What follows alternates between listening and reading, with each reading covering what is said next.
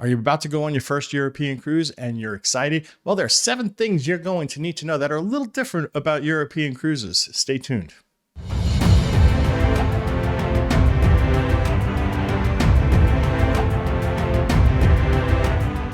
Hi everyone, Rob from Cruise Seekers, and welcome to our cruise tip show today.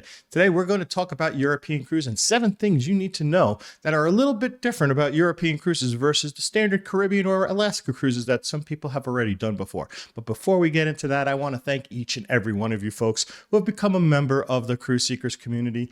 Thank you so much for doing it. It is so appreciated by us. But if you're new here or you've kind of been just lurking around a lot and you haven't subscribed just yet, think about subscribing. Turn that notification bell on. It is so appreciated by us. Thank you so much for doing it. And while you're down there, hit that like button. It does help that YouTube algorithm. It does help this channel grow. Thank you so much for doing that as well. Alrighty, so with that out of the way, let's talk a little bit about the different things, 7 things you need to know about European cruises that you might not think about when you're booking your very first one.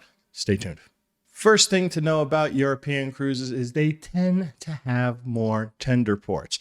European ports are pretty congested, they're pretty old, they're pretty small. So a lot of times, because of that fact, a lot of the ports are tender ports because the big old cruise ships just can't fit, or there's just a whole bunch of other things in the port and there's just no berthing space. So understand that if you are a little bit mobility hampered and you do not like tender ports, well, European cruises do tend to have more tender ports, so keep that in mind when you're booking your very first European cruise, or take a look at the itinerary. A lot of times you can see if a port is tender and you can try to keep those to a minimum, or talk to your travel agent. They'll let you know exactly the number of tender ports that you have.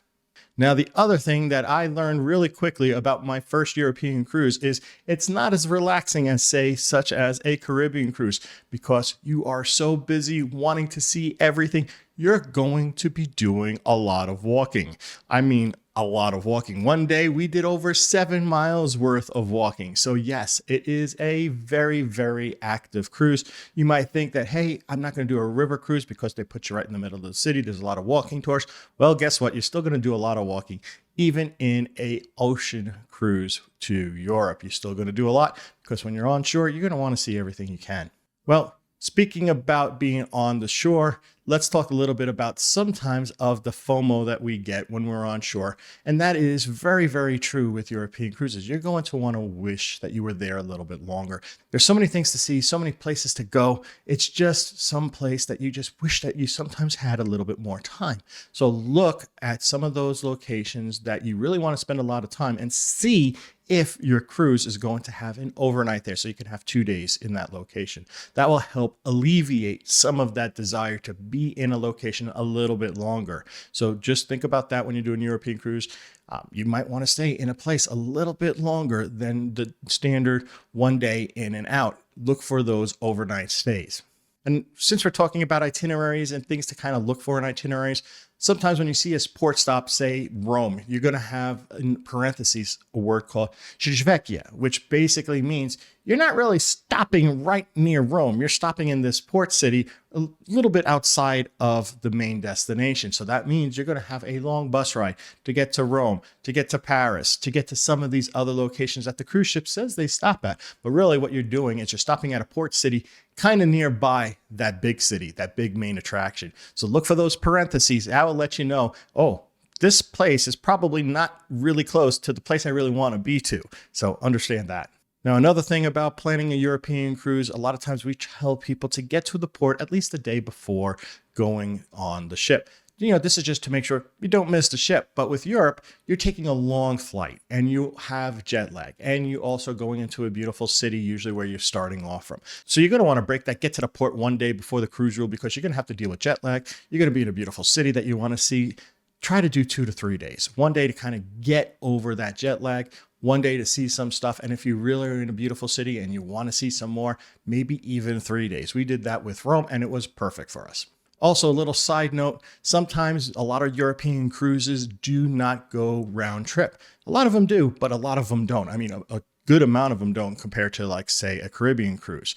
So you're probably going to be ending in a location that is different than you started, and it's another beautiful city, so you might not want to go home right away as well. Think about that too when you get off the cruise, because you get off the ship around 9 a.m. and you got a whole day that you can see the city, drop your bags off at a hotel, go see the city, have a good day out there, maybe even another day, and then go home. You know what? Because those flights are long and you don't want to kind of miss out on it. And it's just expensive too to fly out to Europe. So take full advantage when you're there.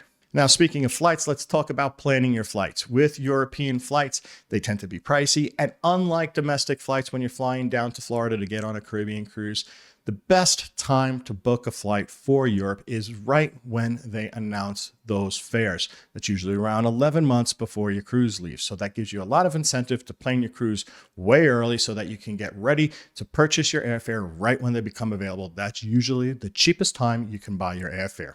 And when you check in your airfare, just also think about entry and exit requirements with Europe. Now in the UK, you have the ETIAS system. In main EU, you have the entry and exit system. That's different. So that's going to add a little bit of time getting out of the airport or into the airport. It's just little things that you have to worry about. And soon the European Union is also going to have an ETA system as well. They've been talking about this for a few years and they keep on putting it off, but they say that at the end of this year, there's going to be an ETA system for EU, just like in the UK. So think about that. It's not the way it was if you went there before.